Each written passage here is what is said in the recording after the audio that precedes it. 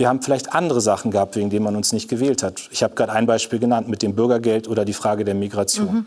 Aber für diese Sachen sehen wir übrigens auch in den ganzen Befragungen, dass 70-80% der Bürgerinnen und Bürger dahinter stehen. Und für die treten wir selbstbewusst die allermeisten wollen dass sie alle die Papiere hätten gar nicht lesen dürfen und dass ich mich darüber ärgere, dass die öffentlich geworden sind. Das ist jetzt so gewesen. Das ist so, aber entschieden wird jetzt in der Gruppe der Hauptverhandler. So, und das ist schon mein Anspruch, dass die Leute bezahlbare Mieten haben, dass sie anständige Renten haben und dass sie vernünftige Löhne haben. Das ist ein Anspruch, den ich als Sozialdemokrat habe. Ich will, dass diese Menschen im Fokus der Politik sind und die sagen, jawohl, diese Regierung tut was für uns. Das ist doch die beste Bekämpfung der AfD, die man machen kann in diesem Land, wenn die Fleißigen sagen, die Regierung sieht uns und die handelt für uns. Aber Meinungsfreiheit wird eingeschränkt, es wird gegen Journalisten da jeden Tag agiert, es wird gegen Gerichte agiert, der Staat wird in den Institutionen in Frage gestellt. Das sind alles sehr gefährliche Prozesse und ich frage mich, wie die USA sich in den nächsten Jahren entwickelt und beobachte das mit großer Sorge.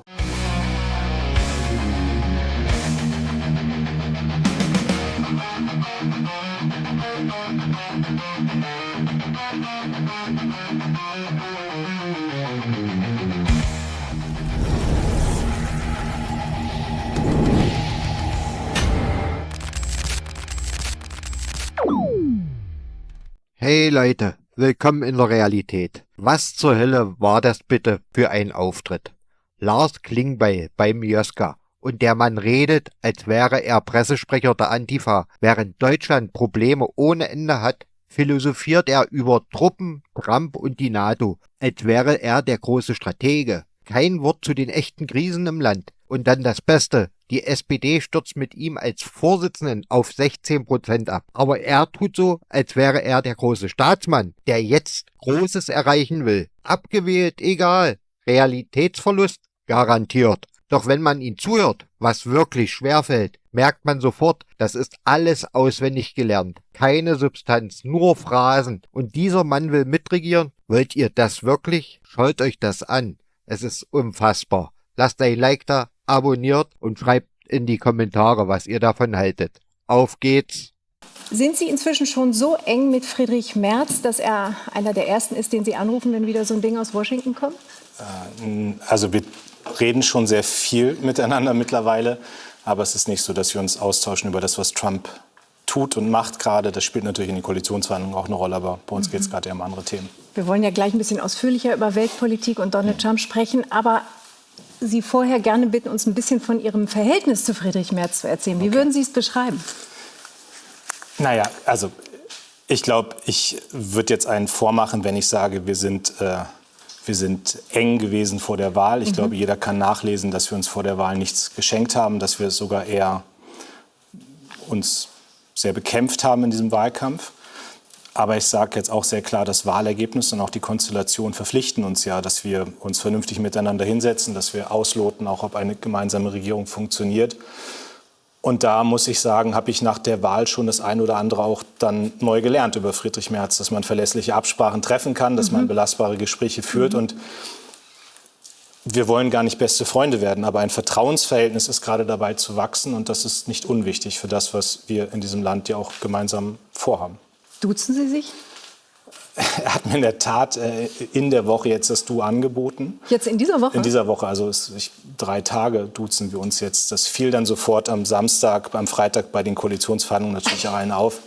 War für manche, glaube ich, gerade eine große Meldung. Aber nach all den Wochen, die wir jetzt nach dem Wahltag dann im Gespräch waren, hat er einfach jetzt mir immer das Du angeboten und ich habe es natürlich gerne angenommen. Aber wie kam es dazu? Gab es da einen Anlass? Oder? Nö, aber wir haben jetzt ja doch ein bisschen Strecke geschafft. Wir haben 3 Grundgesetzänderungen zusammen durchgebracht. Wir haben das auch mit den Grünen geschafft. Wir haben die Konstituierung des Parlaments ja erfolgreich geschafft. Also eine neue Bundestagspräsidentin, die gewählt wurde.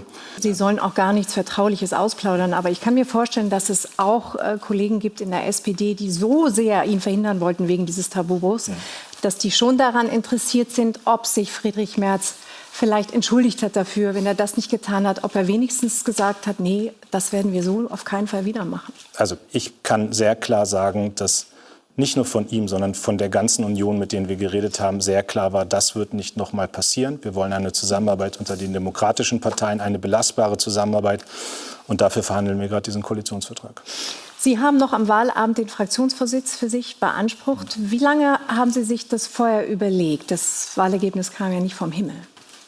Also, das ist konkret an diesem Tag entstanden. Das ist konkret an diesem Tag entstanden. Und das war dann ja Rolf Mützenich, der auch im Präsidium vorgeschlagen hat, dass er sagt, Lars Klingbeil soll Fraktionsvorsitzender werden, soll das von mir übernehmen. Und ich hatte dann nachmittags mit ihm schon drüber geredet, aber konkret ist das an diesem Tag entstanden. Ja, ist ein kluger Schachzug gewesen, weil Sie damit natürlich ein bisschen elegant verhindern konnten, dass die Verantwortung zu sehr für dieses miserable Wahlergebnis auf Ihnen lasten würde.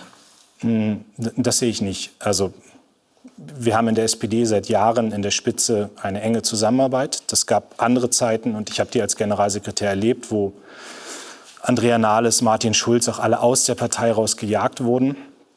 Und das haben wir in den letzten Jahren anders hingekriegt. Wir haben 2021 zusammen gewonnen und wir haben jetzt zusammen verloren. Das ist bitter, dass wir mit 16,4 durch die Zielgerade gegangen sind.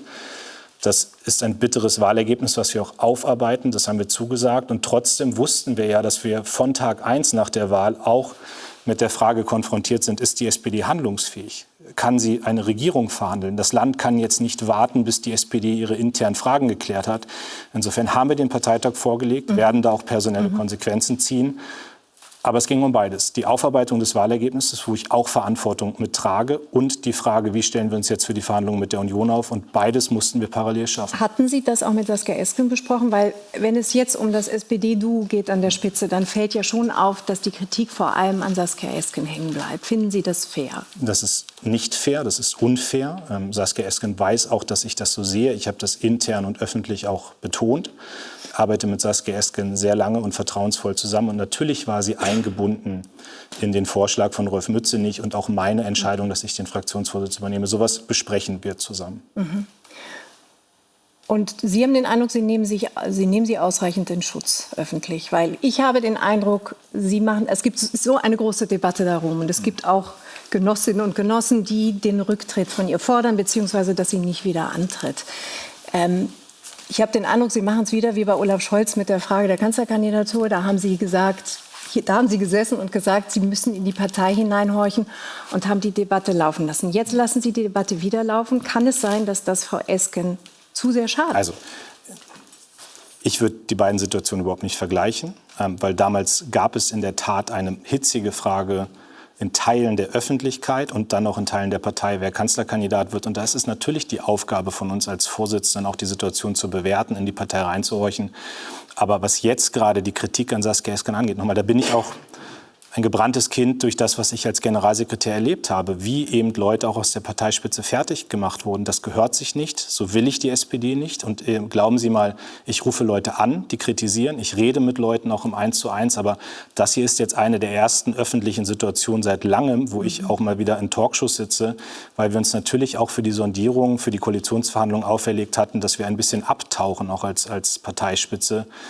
Sonst wird man immer gefragt, was wirst du jetzt, was willst du machen, was steht jetzt in den geheimen Verhandlungen gerade an.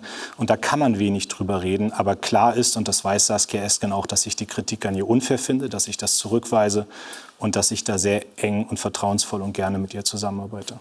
Können Sie sich denn vorstellen, dass Sie das fortführen? Das werden wir. Natürlich werden wir weiter zusammenarbeiten. Aber wer seinen Platz wo hat, das ist ja vielleicht das, worauf Sie jetzt hinaus wollen.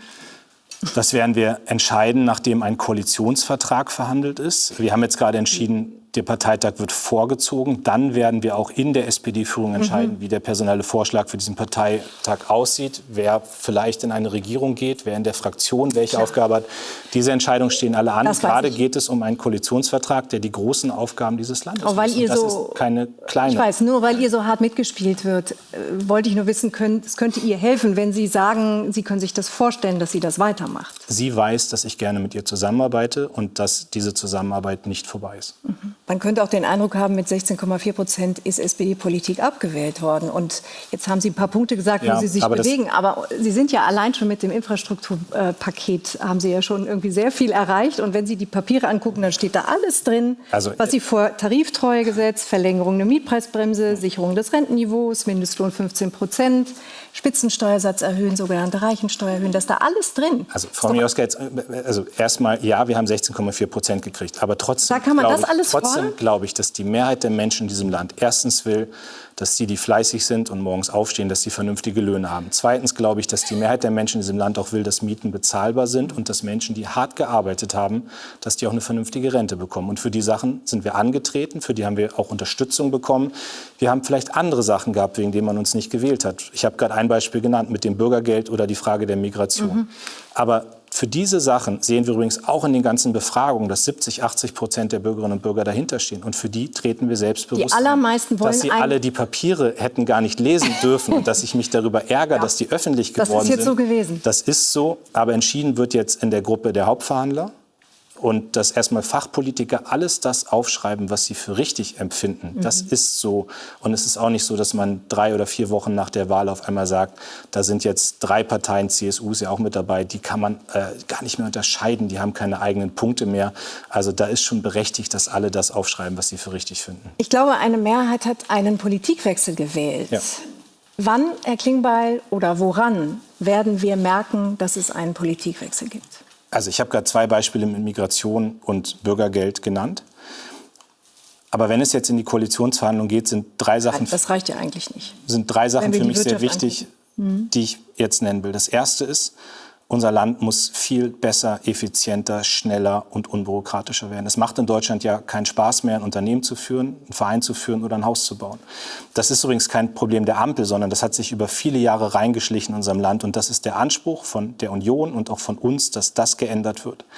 Das Zweite ist, wir brauchen ein kräftiges Signal für Wirtschaftswachstum, für Wettbewerbsfähigkeit und für die Sicherung von 60 Arbeitsplätzen. Wirtschaftsverbände fordern heute die Senkung Ja, weil der die alle, Unternehmenssteuern. die machen alle, das ist doch normal bei Koalitionsverhandlungen, dass alle Druck machen. Am Ende zählt das Ergebnis. Am Ende zählt das Ergebnis und ich kann Ihnen doch nur beschreiben, was wir erreichen wollen. Und ich sage, Wirtschaft ist das Thema Nummer 1 für mich in diesem Koalitionsvertrag. Und das Dritte ist aber auch, und das ist mit Themen verbunden, die Sie gerade angesprochen haben, Miete, Rente, Löhne. Ich will, dass die Menschen, die fleißig und anständig sind in diesem Land, dass die sagen, diese Regierung tut was für uns. So, und das ist schon mein Anspruch, dass die Leute bezahlbare Mieten haben, dass sie anständige Renten haben und dass sie vernünftige Löhne haben. Das ist ein Anspruch, den ich als Sozialdemokrat habe. Ich will, dass diese Menschen im Fokus der Politik sind und die sagen, jawohl, diese Regierung tut was für uns. Das ist doch die beste Bekämpfung der AfD, die man machen kann in diesem Land, wenn die Fleißigen sagen, die Regierung sieht uns und die handelt für uns. Putin will den Krieg fortsetzen. Er will gar keinen Waffenstillstand. Ja, denke ich schon, weil jeder Tag, jede Woche, in der er weitere Gebiete erobern kann, sich konsolidieren kann, gibt ihm natürlich einen Vorteil am Verhandlungstisch. Also das wussten wir aber eigentlich von Anfang an, dass die russische Bereitschaft, da jetzt so schnell nachzugeben, nicht besonders groß ist. Und die allerwichtigste Frage im Moment ist, was will Trump? Das Problem vom Tisch haben. Das ist, glaube ich, die wichtigste Motivation, oder? Ja, also es gibt, glaube ich, auch noch ein paar andere Motivationen. Also es geht ihm vielleicht auch darum, dass er die Achse zwischen China und Russland damit ein bisschen aufbrechen möchte, was aus meiner Sicht nicht funktionieren wird, nicht so, wie er sich das vorstellt. Aber vor allen Dingen will er das Problem vom Tisch haben. Und deswegen sehen wir, glaube ich, auch diese Bewegung, dass er das immer mit einem Pokerspiel gerne vergleicht und zu Zelensky ja bei diesem Treffen im Oval Office auch gesagt hat, you don't have the cards, also Sie haben nicht das Blatt, um hier wirklich gut zu verhandeln. Und dann hat er gesagt, Russland hat alle Karten in der Hand. Aber als er dann mit Putin telefoniert hat, hat er aus meiner Sicht Putin ja nur noch eine Karte mit in die Hand gegeben, weil er in dem Statement, was er danach rausgegeben hat, gesagt hat, es wäre auch im Interesse von den USA, wenn sich die Beziehungen zwischen Russland und den USA wieder annähern würden, auch zum Beispiel aus wirtschaftlicher Perspektive. Er scheint ihm ja in so vielen Punkten schon vorher entgegengekommen zu sein. Und dazu hat man jetzt vielleicht in Europa Sorge zählt, auch die Bedingungen, die Putin gestellt hat, nämlich, dass er wieder Zugang bekommt zum internationalen Finanzsystem SWIFT. Stehen die Europäer da oder lassen die da mit sich reden, womöglich, wenn Trump darauf besteht? Nee, das ist nach meinen Informationen auch das klare Signal vom Donnerstag, also vom Treffen in Paris gewesen, dass alle sagen, es ist gerade überhaupt nicht der Zeitpunkt, um jetzt irgendwelche Angebote an Putin zu machen oder irgendwelche... Das ist auch nicht verhandelbar. Aus Ihrer Sicht. Also ich finde, erstmal muss man klar sagen, zum jetzigen Zeitpunkt gibt es überhaupt keinen Grund, auch nur 1 Zentimeter auf Putin zuzugehen. Das Treffen in Riad hat nicht zu Veränderungen geführt. Wir erleben, dass die Bombardierungen weitergehen. Er ist derjenige, der diesen Krieg beenden muss und der die militärische Aktion beenden muss. Und dann kann es irgendwann mal Prozesse geben, wo man aufeinander zugeht. Aber diese Prozesse haben noch nicht mal angefangen gerade. Und deswegen bin ich völlig klar, und ich finde, das muss auch die klare Haltung der Europäer sein, es gibt da gerade überhaupt keine Zugeständnisse. Wie viel Hoffnung haben Sie, dass es dabei zu einer Verhandlungslösung kommt? Ich weiß nicht, ob Hoffnung das Richtige ist. Also natürlich guckt man auch nach Riad, was passiert da. Ich fand das Ergebnis jetzt sehr ernüchternd. Ich finde auch, die Situation im Oval Office hat mich richtig geschockt, als ich Präsident Zelensky da gesehen habe. Und man hat ja mitgelitten, wenn man diese Pressekonferenz oder das Pressestatement oder was immer es war, da gesehen hat.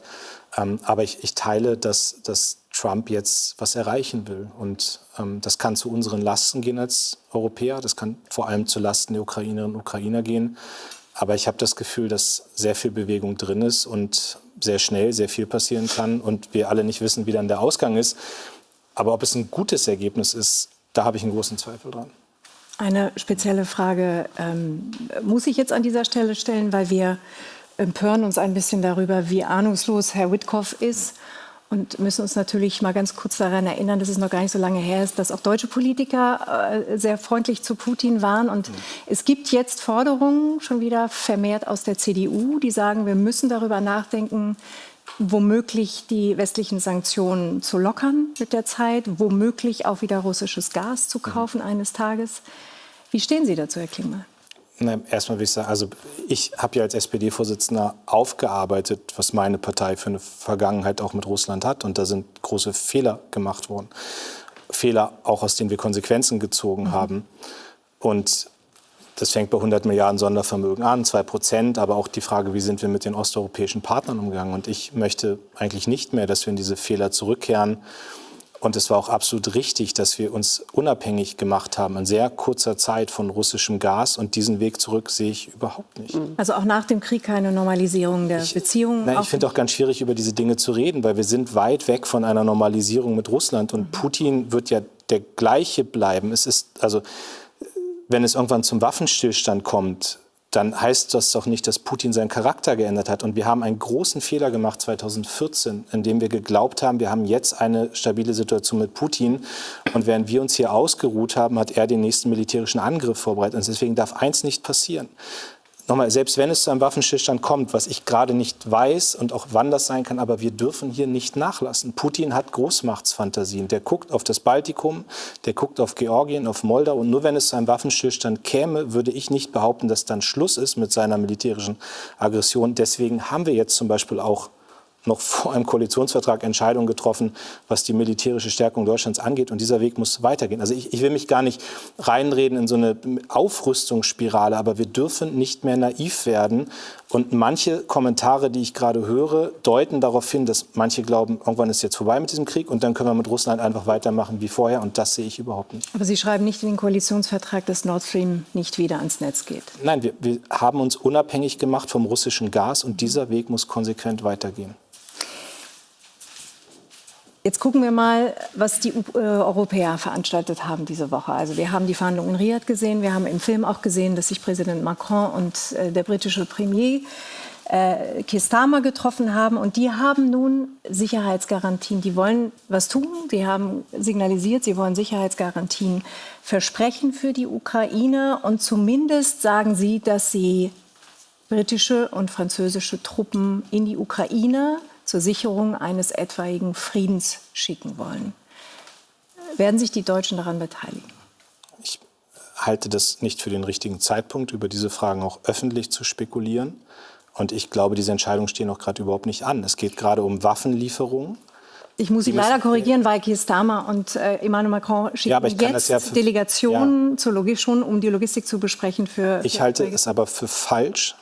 Ich halte es für richtig, dass wir über weitere Waffenlieferungen reden. Ich halte es für richtig, dass wir über Rüstungskooperation mit der Ukraine reden, dass die nach einem Kriegsende auch in der Lage sind, selbst militärische Kapazitäten aufzubauen. Und es geht darum, dass die ukrainische Armee ausgebildet und gestärkt wird.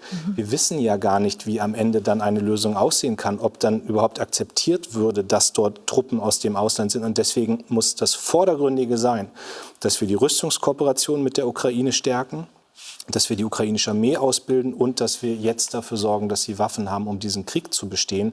Das sind die 3 Dinge, um die es geht. Und darauf, finde ich, sollten wir jetzt in Europa unseren Fokus legen. Präsident Zelensky hat jetzt zuletzt gesagt, Herr Klingbeil, er würde sich von der neuen deutschen Regierung wünschen, dass sie deutlich sagen würde, dass die Ukraine eine Perspektive in die NATO hat.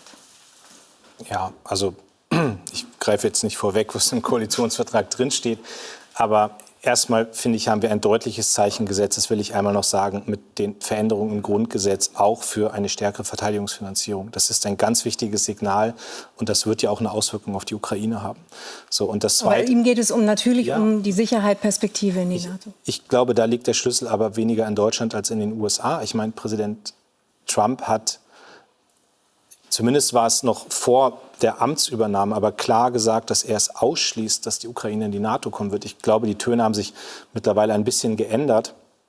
Aber der Schlüssel zum NATO-Beitritt der Ukraine liegt in den USA. Dass wir als Deutschland immer gesagt haben, wenn am Ende alles passt, würden wir das mitmachen. Das ist so, aber wenn die USA und Trump das nicht wollen, dann wird es nicht passieren. Aber ich störe mich trotzdem manchmal in Deutschland an dieser Rhetorik, wo es dann heißt, wir müssen uns jetzt unabhängig machen von den USA. Also ich bin... Friedrich Merz hat das sehr deutlich gesagt. Ja, aber andere auch. Das teilen Sie so nicht. Wir müssen die Hand immer wieder ausstrecken und deutlich machen, dass wir gemeinsame Lösungen.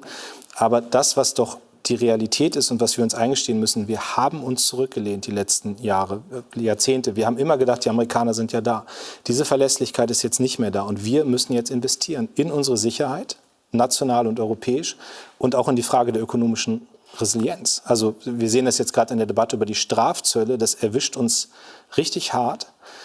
Und jetzt müssen wir uns fragen, was sind die Konsequenzen daraus? Aber was nicht passieren darf, ist, dass Europa sich weiter zurücklehnt. Aber wenn wir es mal richtig machen würden in Europa, 450 Millionen Bürgerinnen und Bürger, 27 Nationalstaaten, wenn wir wirklich mal vorankämen bei einer eigenen Verteidigungs- und Sicherheitspolitik, bei einer eigenen ökonomischen Perspektive, dann sind wir stark. So, und aber das ist, wenn glaube ich, da der ganz Schuss, kurz den mal wir hören reingehen müssen. darf, aber in den 4 Jahren Biden haben Sie doch genau das wieder gemacht in Deutschland und in vielen Teilen Europas. Ja, aber bei beiden hat man, also erst Also da hat man da gedacht, Demokratie gerettet, jetzt kann nichts mehr schiefgehen. Nein, Also aber das wir Szenario haben die Trump war doch immer noch 2%. da. Wir haben die 2% erreicht in Deutschland. Wir haben die 100 Milliarden Sondervermögen. Wir haben jetzt Grundgesetzänderungen durchgebracht, die uns viel mehr Investitionen auch in die Sicherheit investieren. Ich habe es gerade schon gesagt. So, das sind alles Schritte, die wir jetzt gehen. Die europäischen Prozesse mit einem riesigen Budget auch für Verteidigung, das sind alles Dinge, die jetzt passieren. Und die Gefahr, dass wir das verstolpern in Europa, die ist da. Ich will die gar nicht kleinreden, aber trotzdem muss jeder jetzt erkennen, dass jetzt die Zeit ist, in der konsequent auch diese Dinge durchgesetzt werden müssen und auch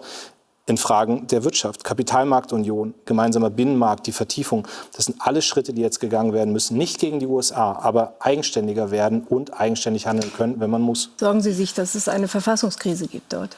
Na, ich sorge mich um die USA. Also ich meine, das ist ein Land, in dem ich zweimal gelebt habe, das ich wirklich großartig, also ich bin großer Fan der USA und gucke auf diese ganzen Entwicklungen gerade mit einer riesigen Skepsis. Also ich sehe auch, dass vieles gestoppt wird von Gerichten gerade. Das lässt mich dann wieder glauben an das amerikanische System. Aber ich frage mich auch, wie stark wird diese Administration, die ja viel, viel besser vorbereitet ist als beim ersten Mal, wie stark ziehen die durch? Was sind die ganzen Konsequenzen? Wir erleben jetzt gerade, dass die ersten Wissenschaftler das Land verlassen, wo ich übrigens auch finde, da müssen wir eine Heimat bieten hier in Deutschland und attraktive Angebote machen. Aber Meinungsfreiheit wird eingeschränkt, es wird gegen Journalisten da jeden Tag agiert, es wird gegen Gerichte agiert, der Staat wird in den Institutionen in Frage gestellt. Das sind alles sehr gefährliche Prozesse und ich frage mich, wie die USA sich in den nächsten Jahren entwickelt und beobachte das mit großer Sorge. Wie sollte Deutschland sich dort positionieren? Friedrich Merz hat sehr deutlich gewarnt, Trump sei eine Gefahr für die Demokratie. Ich sehe das auch, dass er eine Gefahr ist. Und trotzdem glaube ich nur, ich habe selbst in den letzten Jahren viele, viele vernünftige Politikerinnen und Politiker in den USA kennengelernt. Es gibt dort auch viele im wirtschaftlichen Bereich, in der Zivilgesellschaft, in der Wissenschaft, die sich Gedanken um dieses Land machen. Und ich finde, wir müssen die Hand immer ausgestreckt halten. Wir müssen die Zusammenarbeit suchen. Wir müssen vielleicht auch überlegen, wie man mit Bundesstaaten stärker zusammenarbeiten kann, mit den Universitäten, mit Zivilgesellschaft. Also ich finde, wir dürfen uns dort nicht zurückziehen, sondern wir müssen die Zusammenarbeit immer suchen, aber trotzdem kritisch beobachten, was in den nächsten Jahren in den USA passiert. Und es gibt die Debatten um die 3. Amtszeit. Ich weiß nicht, wie ernst zu nehmen sie ist oder ob es nur eine der Ideen von Trump ist.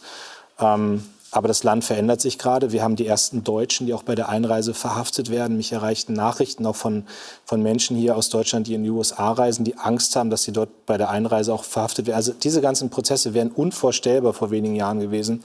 Und das treibt hier viele um und mich auch.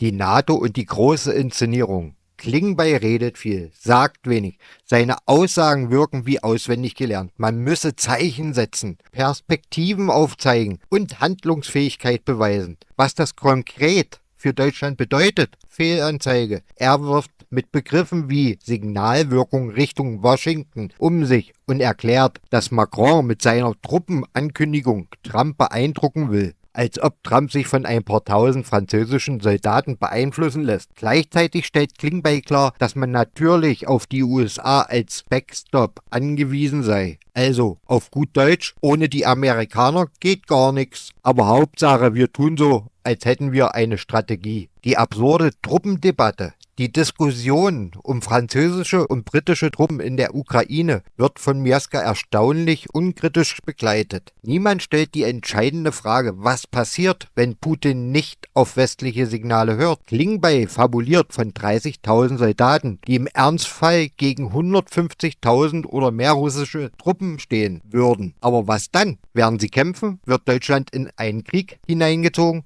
Kein Wort dazu. Noch absurder, Klingbeil stellt Trump als Unsicherheitsfaktor dar, weil dieser angeblich aus der NATO austreten will. Dabei hat Trump in Wirklichkeit nur gefordert, dass Europa endlich mehr für seine eigene Verteidigung tut. Klingbeil verdreht die Realität, um Angst zu schüren und das alte Narrativ von bösen Trump aufrechtzuerhalten. Auch in der Ukraine-Frage bleibt Klingbeil schwammig. Präsident Zelensky will, dass Deutschland eine klare NATO-Perspektive für die Ukraine formuliert. Klingbeil weicht aus. Das sei in erster Linie Sache der USA. Gleichzeitig verweist er stolz auf die Grundgesetzänderung zur besseren Verteidigungsfinanzierung, als wäre das ein revolutionärer Schritt, der Europas Sicherheit garantiert. Der Elefant im Raum bleibt unerwähnt. Ein NATO-Beitritt der Ukraine ist in absehbarer Zeit ausgeschlossen, weil er automatisch den Bündnisfall auslösen würde. Stattdessen reden sich Klingbeil und Co. die Lage schön und ignorieren die Realität. Besonders irritierend ist die Fixierung auf das Ukraine-Thema. Während Deutschland wirtschaftlich abstürzt, die Migration außer Kontrolle gerät und die innere Sicherheit bröckelt, drehen sich Talkshows immer wieder um das gleiche Narrativ. So auch hier. Die NATO, Macron, Trump, die Ukraine, als ob das die dringendsten Probleme Deutschlands wären.